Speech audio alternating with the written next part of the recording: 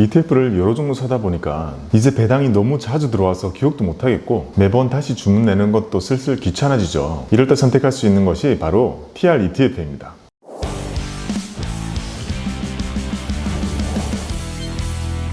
안녕하세요, 박구미입니다. 올 초에 바이러스 사태 때문에 수많은 사람들이 한국 시장을 팔고 떠나는 와중에도 외국인들이 이 TR ETF는 꾸준히 매수했다고 하는데요. 우리는 외국인들이 사는 것에 대해서 관심이 많죠. 어떤 장점이 있길래 이렇게 사들이는 건지 알아보겠습니다.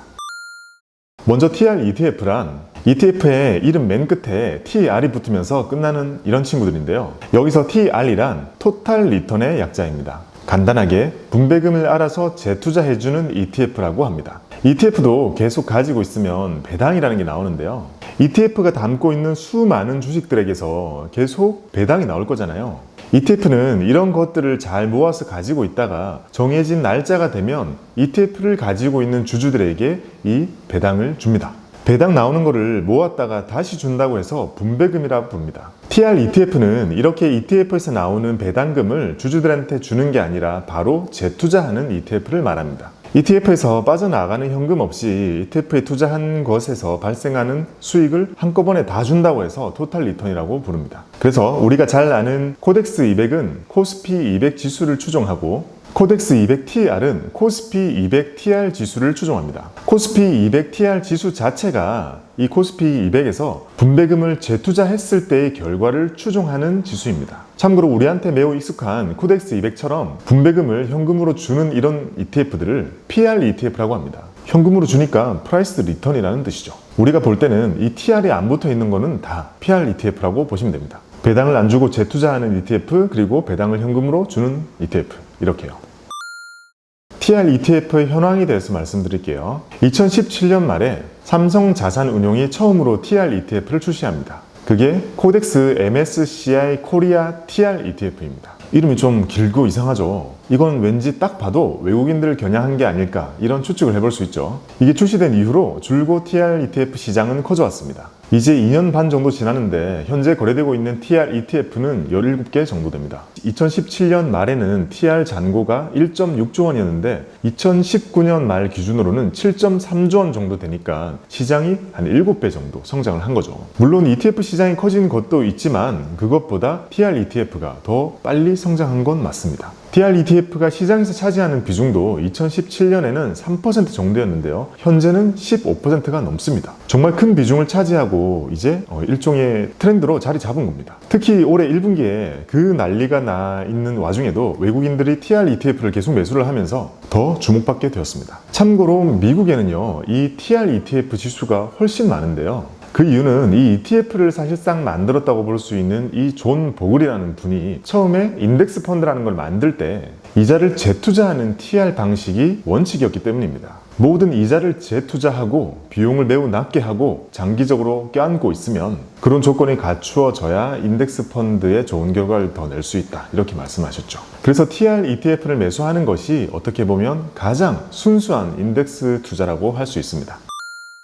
TR ETF의 첫 번째 장점은 분배금을 자동으로 재투자해준다는 겁니다. 어차피 재투자할 생각이라면 참 편한 기능이죠. 분배금을 재투자하는 것은 주식 투자를 할 때 복리 효과를 누릴 수 있는 가장 기초적인 방법입니다. TR이 아닌 보통 ETF나 배당주를 가지고 있다면 분배금 주기가 저마다 다르죠. 이렇게 배당이 나오는 날짜들을 잘 체크를 해뒀다가 해당 날짜에 다시 매수주문을 넣어줘야 되는데요. 배당 나오는 날짜를 달력에다 기입하다 보면 금방 꽉 차요. 배당을 특히 좋아하는 사람들은 미국 배당주, 한국 배당주, 배당 ETF, 리츠, 개별 채권 이런 것들을 막 모으는 걸 좋아하기 때문에 이런 사람들은 정말 불규칙적으로 배당이 들어오기 때문에 관리하는 게 매우 힘듭니다. TR은 이렇게 재투자해줘야 되는 번거로움이 없다는 것이 가장 첫 번째 장점입니다. 그래서 외국인들이 좋아하는 거기도 하고요. 외국인들 입장에서는 한국 시장에 투자하기로 이미 투자금이 결정되어 있는 거고 이걸 이용해서 현금 흐름을 만드는 것이 목적이 아니라 이 정해진 투자금을 기반으로 수익률을 극대화시키는 것이 더 중요하죠.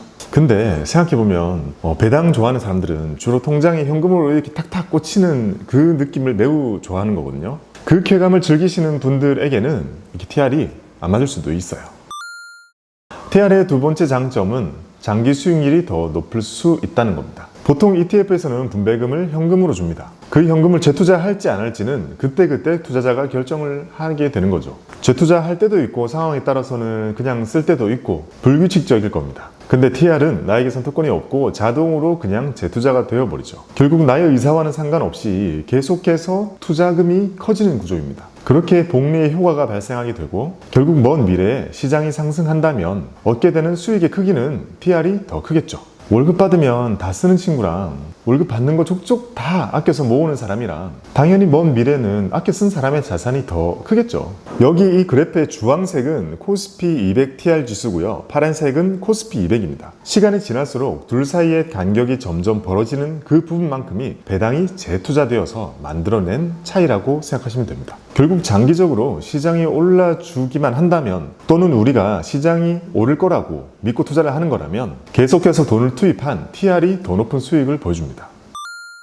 TR ETF의 세 번째 장점은 보수가 싸다는 겁니다. 앞서 말씀드린 그런 다양한 장점이 있으면 보수를 더 받아야 되는 게 아닌가 이런 생각이 드는데요. 오히려 보수는 저렴해요. 개인적으로는 이렇게 보수 싼 게 최고인 것 같습니다. 우리가 잘 알만한 대표적인 PR ETF와 TR ETF 이렇게 두 개 놓고 비교를 해보면요. 차이가 좀 많이 나죠. TR이 많이 쌉니다. 이런 시장 지수들은 보통 장기적으로 홀딩하는 경우가 많거든요. 시간이 길어진다면 이런 보수의 차이가 누적되는 것도 무시 못합니다. 아마 외국인들도 한국 비중을 일정 부분 계속 가지고 가야 되니까 보수가 낮은 TR로 많이 바꾼 게 아닐까 이런 추측도 해볼 수 있고요. 보수가 낮은 이유는 뭐 다양한 이유가 있겠지만 ETF가 자체적으로 하는 3개월마다 이렇게 나눠져야 되는 그 분배금 업무 그걸 안 하니까 그런 번거로운 일을 조금 덜어준 거니까 좀 더 할인을 해준 게 아닐까 이렇게 추측이라도 해볼 수 있고요. 그 외에도 TR 지수가 워낙 인기가 많으니까 좀 더 매수를 유도하기 위해서 보수가 낮게 책정된 거라고도 볼 수 있죠. 어쨌든 오래오래 꼭 쥐고 가려고 하는 우리들에게는 보수가 낮은 게 최고입니다. TR ETF의 네 번째 장점은 세금을 나중에 낸다는 겁니다. 보통 과세이연이라고 하죠. 세금을 안 내는 것이 아니라 나중에 내도록 미뤄주는 것을 과세이연이라고 합니다. 과세이연은 흔히 절세 혜택 이렇게 너무 강조하기보다는 언젠가 세금을 내는 그때까지는 복리 효과를 더 누릴 수 있다 이렇게 말을 많이 하죠. 똑같은 세금이라고 하더라도 나중에 내도록 미뤄준다면 그 기간 동안에는 내가 그만큼 많은 자금을 활용할 수 있으니까요. ETF 중에서 코덱스 200처럼 주식 만들어 있는 ETF를 국내 주식형 ETF라고 합니다. 이 국내 주식형 ETF는 매매 차익에 대해서는 비과세입니다. 국내 주식이 매매 차익은 비과세잖아요. 국내 주식 만들어 있기 때문에 이 ETF의 매매 차익도 비과세인 거죠. 그리고 여기에서 나오는 분배금에 대해서는 15.4%의 배당소득세를 냅니다. 그 속에 들어있는 주식들에게서 나온 배당이니까 똑같이 세금을 내는 거죠. 이렇게 주식 만들어 있는 코덱스 200 같은 경우에는 세금이 매우 심플합니다. 우리가 주식을 가지고 있는 것과 똑같다고 생각하시면 되거든요. 그래서 우리는 코덱스 200 같은 ETF를 가지고 있다면 분배금이 나올 때마다 15.4%가 떼진 후로 받게 되고 그걸 다시 재투자하게 됩니다. 근데 이 TR ETF는 주식들에게서 배당 받은 걸 우리한테 주지 않고 바로 재투자하죠. 우리한테 주지 않았으니까 배당이 생기지 않았고 배당 소득세 15.4를 떼지 않고 바로 재투자가 되는 겁니다. 내가 똑같이 재투자를 한다고 해도 15.4를 떼지 않고 재투자가 되었기 때문에 좀 더 많은 금액이 재투자되겠죠. 이렇게 배당 소득세를 계속 안 내게 되고 이런 것들은 먼 훗날 내가 매도를 할 때 보유기간 과세라는 형태로 부과하게 됩니다. 보유기간 과세는 내가 매도를 해야 그 기간 동안에 대해서 세금이 결정되는 것이기 때문에요. 내가 팔 때까지는 세금을 안 내는 게 장점이 될 수 있는 겁니다. 보유기간 과세는 매매 차익과 그리고 그 ETF가 가지고 있는 과표 증분, 과표가 늘어난 부분 그것들 중에 작은 것에 대해서 15.4%를 부과하는 방식입니다.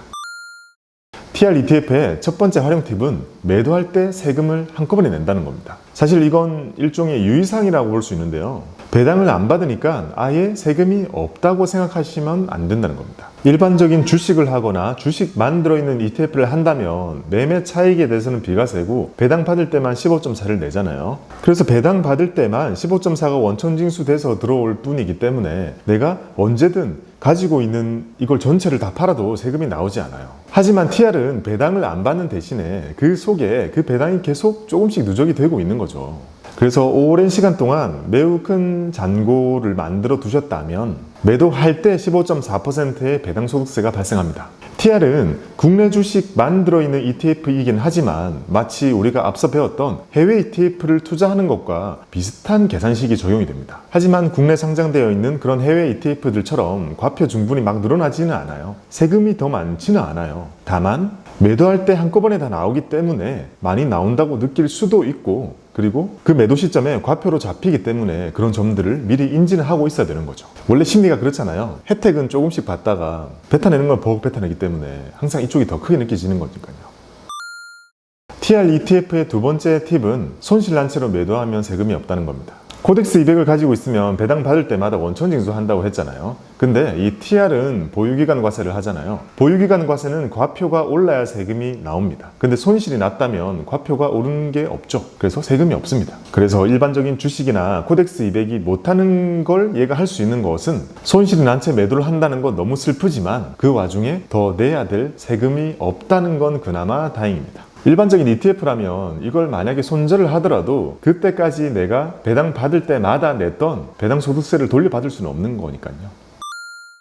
TR ETF의 활용 팁 세 번째, 어떤 계좌에서 하면 괜찮을까요? TR ETF를 우선 연금 계좌에서 매수를 했다고 하면 과세 이연이라는 게 겹치죠. 이게 겹쳐서 뭐 더 좋을 거는 사실 없어요. 그리고 ETF 자체의 과표가 오르는 것은 작겠지만 매매 차익은 클 수 있는데 이게 후에 이익금으로 잡히기 때문에 후에 연금소득세를 많이 낼 수 있게 되거든요. 그래서 국내 ETF와 마찬가지로 연금 계좌에서는 크게 혜택이 없습니다. IRP도 마찬가지고요. 그래서 TR ETF는 연금 계좌보다는 일반 계좌에서 하시는 것이 더 낫습니다. 기본적으로 장기 투자를 베이스로 하고 자산 배분을 할 때 분배금이 나오는 것도 재투자할 생각을 가지고 있고 개별 종목이 아니라 한국 시장을 담아놓는 그런 자산 배분을 할 때 이 TR ETF는 매우 유용할 수 있습니다. 재투자할 필요도 없이 계속 비율만 맞춰주면 되니까요.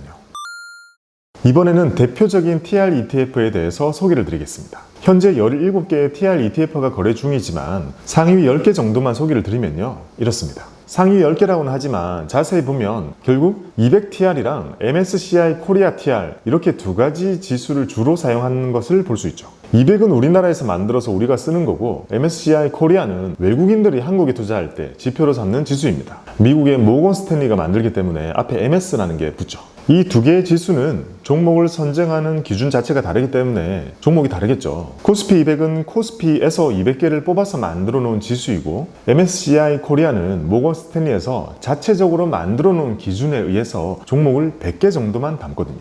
근데 200개를 뽑든 100개를 꼽든 결국 우리나라에서 상위 우량한 종목들은 거의 겹치겠죠. 그래서 두 개의 ETF의 구성 종목을 이렇게 둘 다 가지고 와봤는데요. 비교를 잘 해보면 이게 다르다고 하면 다를 수도 있는데 제가 생각할 때는 이 둘 중에 어떤 걸 할지에 대한 고민을 하는 것은 시간 좀 아까울 것 같습니다. 오늘 저녁에 뭐 먹을까 고민하는 게 더 나을 것 같아요. 이런 TR ETF를 검색하는 방법은 너무나 간단합니다. 어떤 주문창이 됐던 간에 종목 검색란에 TR이라고 검색해보면 그렇게 많은 게 나오지 않아요. 이게 끝입니다. 코덱스 200, 타이거 200을 열심히 사시던 분들은 이렇게 TR을 담는 걸 고민해 보시는 것도 좋을 것 같습니다. 보수가 낮으니까 오래 가지고 있을 거면 TR이 더 좋아요.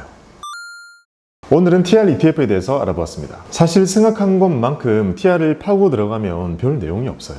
우리가 일반적으로 잘 알고 있는 그 코덱스 200, 타이거 200 그 ETF에 분배금만 재투자해 주는 게 끝입니다. 왜냐하면 개인 투자자의 입장에서 이 둘의 세금적인 차이가 생기기에는 너무 많은 투자금이 필요해요. 그래서 저는 대부분의 사람들이 거기에 대해서 크게 고려할 필요는 없다고 보이고요. 심플하게 분배금을 재투자해 준다, 그리고 보수가 낮다, 이런 장점들만 기억하시면 될 것 같고요. 유의할 점은 보유기간 과세를 한다, 이 정도만 기억해 두시면 충분할 것 같습니다. 여러분, 송프로 기원입니다. 감사합니다.